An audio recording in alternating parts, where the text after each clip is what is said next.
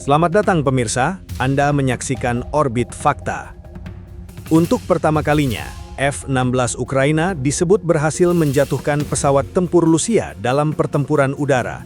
Namun, di balik kabar tersebut, tersimpan misteri mengenai lokasi, senjata, dan taktik penyergapan yang digunakan. Bagaimana sebuah jet Ukraina dapat mendekati sasaran tanpa lebih dahulu terdeteksi oleh radar Rusia? Namun, sebelum kita lanjut ke berita utama, pastikan Anda sudah menekan tombol like dan subscribe agar tidak ketinggalan informasi penting dan fakta terbaru dari kamu. Pada 4 Agustus 2024, Ukraina memperlihatkan sesuatu yang selama berbulan-bulan hanya muncul sebagai janji dari negara-negara barat. Pesawat tempur F-16 akhirnya terlihat mengudara di bawah kendali pilot Ukraina. Kehadirannya segera menarik perhatian, tetapi peran awalnya jauh dari gambaran pertempuran udara dramatis. Pesawat itu lebih sering ditempatkan di wilayah belakang untuk menghadang drone Shahed, memburu rudal jelajah, dan menjaga kota-kota penting dari serangan Rusia. Keputusan tersebut bukan tanda kelemahan. Ukraina memahami bahwa setiap F-16 merupakan aset bernilai tinggi. Jumlah pesawat dan pilot siap tempur masih terbatas. Setiap penerbangan membutuhkan landasan aman, teknisi, suku cadang, bahan bakar, serta rudal. Mengirimnya terlalu dekat ke garis depan berarti membawa pesawat mahal itu ke wilayah yang dipenuhi radar dan sistem pertahanan udara Rusia. Selama beberapa bulan, pola tersebut hampir tidak berubah. F-16 bertugas sebagai perisai, bukan pemburu. Namun pada 8 Juli 2026, muncul laporan yang mengubah cara dunia melihat pesawat tersebut. Angkatan Udara Ukraina menyatakan bahwa sebuah pesawat tempur Sukhoi 35 Rusia ditembak jatuh di sektor timur. Lokasi tepatnya tidak dibuka. Senjata yang digunakan juga dirahasiakan. Bahkan pihak yang melakukan serangan tidak langsung disebutkan. Sehari kemudian pada 9 Juli 2026, rekaman puing pesawat yang terbakar mulai beredar. Bentuk reruntuhan dan pernyataan resmi Ukraina memperkuat dugaan bahwa pesawat yang hilang memang Sukhoi 35, salah satu jet tempur utama Rusia. Namun bukti itu hanya menjelaskan apa yang jatuh, bukan bagaimana pesawat tersebut dijatuhkan. Misteri itu bertahan hingga 21 Juli 2026. Dalam sebuah sidang di Washington, Jenderal Dan Kane, Ketua Kepala Staf Gabungan Amerika Serikat, menyampaikan bahwa F-16 Ukraina baru-baru ini mencatat kemenangan udara pertamanya terhadap pesawat tempur Rusia.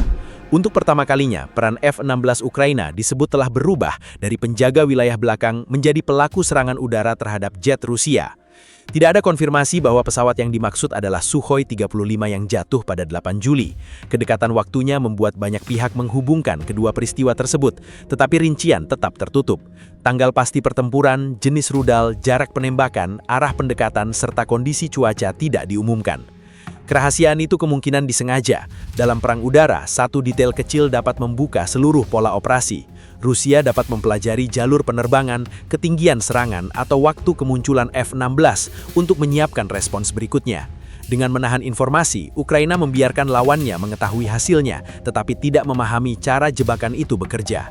Sejak pengungkapan tersebut, ruang udara di sekitar garis depan tidak lagi dapat dipandang dengan cara yang sama. Sebelum pernyataan itu muncul, pilot Rusia dapat memperkirakan bahwa ancaman utama dari F-16 berada jauh di belakang pertahanan Ukraina. Setelah 21 Juli 2026, perkiraan tersebut kehilangan kepastian. Setiap kontak singkat di radar dapat berarti sebuah pesawat sedang mengambil posisi. Setiap perubahan ketinggian dapat menyembunyikan pendekatan yang telah direncanakan. Kemenangan udara itu tidak membuktikan bahwa Ukraina menguasai langit, tetapi menunjukkan bahwa batas operasi telah bergeser. Pesawat yang sebelumnya menunggu serangan kini memiliki kemampuan untuk memilih sasaran, mendekat tanpa banyak tanda, lalu menghilang sebelum lawan memahami rangkaian kejadian yang baru saja berlangsung di ruang udara timur tersebut. Penyergapan udara modern jarang dimulai ketika dua pilot saling melihat. Pertempuran dapat berlangsung saat kedua pesawat masih terpisah puluhan kilometer, ketika salah satunya belum mengetahui bahwa dirinya sedang diburu. Dalam situasi seperti ini, pihak yang lebih dahulu memperoleh informasi memiliki keuntungan terbesar. Radar darat Ukraina kemungkinan menjadi mata pertama dalam operasi tersebut. Sistem itu dapat membaca secara akurat arah, kecepatan, dan ketinggian pesawat Rusia yang bergerak di sekitar garis depan. Data kemudian dikirim menuju pusat komando, lalu diteruskan kepada pilot F-16 melalui jaringan komunikasi. Dengan cara ini, pilot Ukraina dapat mendekati wilayah sasaran tanpa harus menyalakan radar pesawatnya sejak awal. Keheningan elektronik sangat penting. Setiap pancaran radar dapat ditangkap oleh perangkat peringatan lawan. Jika F-16 cepat menyalakan sensornya, pilot Rusia dapat mengubah arah, menambah jarak, atau meminta perlindungan dari pesawat lain. Karena itu, penyergapan bergantung pada kemampuan menjaga posisi tetap tersembunyi selama mungkin. Penerbangan rendah menjadi salah satu cara untuk mengurangi peluang terdeteksi. Radar bekerja berdasarkan garis pandang. Permukaan bumi, perbukitan, bangunan, dan perubahan kontur dapat menutupi pesawat yang terbang dekat tanah. F-16 dapat bergerak di bawah cakrawala radar, mengikuti jalur yang telah dihitung, lalu muncul hanya ketika jarak tembak mulai menguntungkan. Manuver seperti ini berbahaya. Terbang rendah meningkatkan beban pilot, memperbesar konsumsi bahan bakar, dan menyisakan sedikit ruang untuk memperbaiki kesalahan. Namun resikonya sebanding dengan keuntungan taktis. Pesawat Rusia dapat kehilangan waktu berharga untuk bereaksi karena ancaman terlihat pada fase terakhir. Setelah mencapai titik yang ditentukan, F-16 dapat naik cepat. Pada saat itu, radar pesawat dinyalakan untuk memperbarui posisi sasaran. Rudal kemudian dilepaskan menuju titik pertemuan yang telah dihitung berdasarkan arah dan kecepatan lawan. Senjata tersebut tidak sekedar mengejar posisi terakhir, tetapi memprediksi lokasi target beberapa saat kemudian.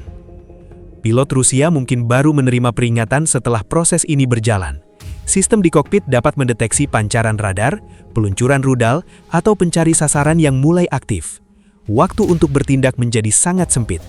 Pilot harus berbelok tajam, menurunkan ketinggian, melepaskan umpan, dan menggunakan pengacau elektronik hampir bersamaan. Penyergapan juga dapat melibatkan lebih dari satu pesawat. Satu F-16 bertugas sebagai penembak, sementara pesawat lain berada lebih jauh untuk mengawasi ancaman tambahan. Pembagian peran mencegah seluruh formasi masuk ke wilayah berbahaya pada waktu yang sama. Pesawat pendukung dapat memperingatkan jika jet Rusia lain mulai mendekat dari arah berbeda.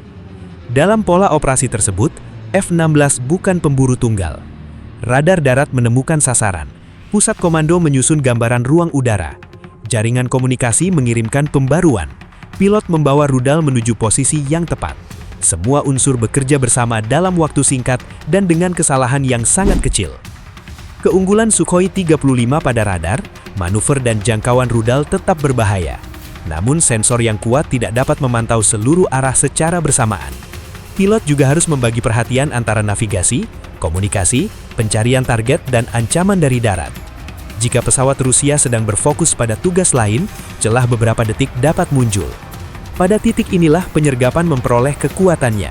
Serangan tidak bergantung pada duel terbuka, melainkan pada pengaturan posisi, disiplin emisi, dan ketepatan waktu. Rudal menjadi tahap terakhir dari proses panjang yang berlangsung tanpa suara.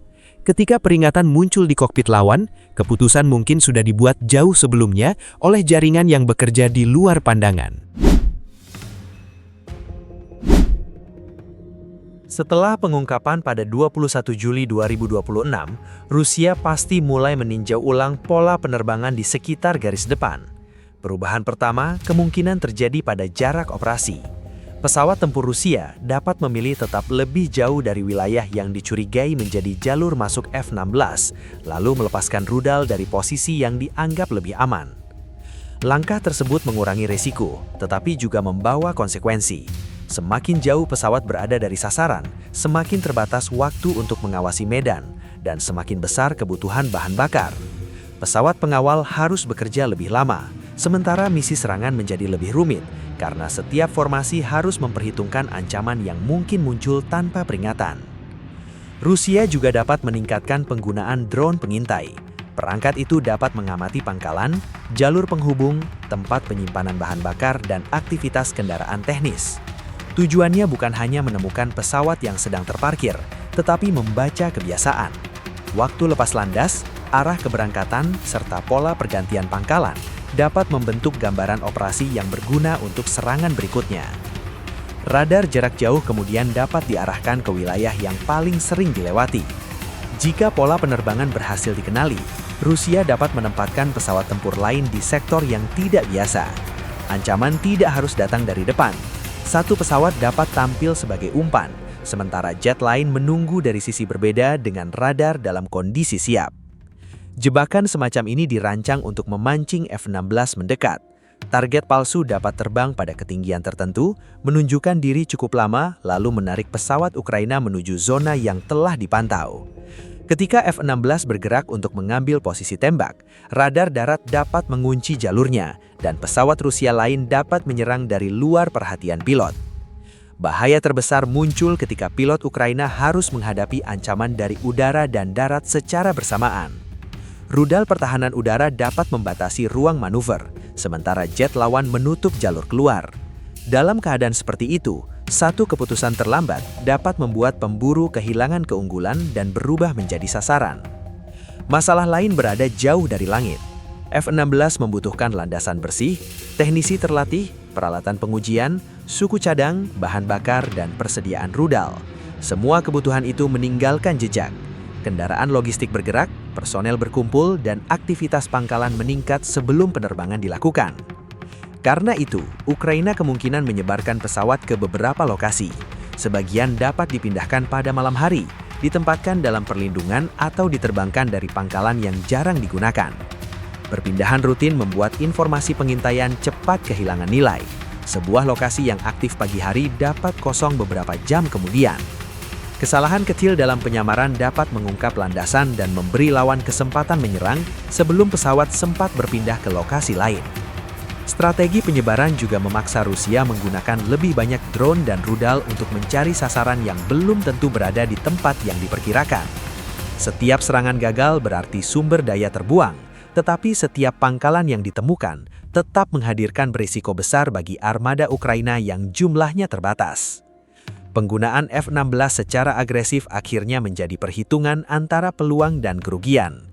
Semakin dekat pesawat bergerak ke garis depan, semakin besar kesempatan menghantam target bernilai tinggi. Pada saat yang sama, semakin padat pula jaringan sensor, radar, dan rudal yang harus dilewati. Situasi ini mengubah pertempuran udara menjadi perlombaan membaca kebiasaan. Ukraina berusaha mengganti pola sebelum dikenali. Rusia berusaha menemukan tanda yang tetap muncul di balik perpindahan. Di antara keduanya, setiap penerbangan membawa lapisan tipu daya, pengawasan, dan ancaman yang terus berkembang. Perubahan peran F-16 Ukraina menunjukkan bahwa pertempuran udara modern tidak hanya ditentukan oleh kecanggihan pesawat, tetapi juga oleh ketepatan informasi, koordinasi, dan keberanian mengambil resiko. Satu keberhasilan dapat mengubah perhitungan lawan, tetapi juga membuka ancaman baru yang jauh lebih berbahaya.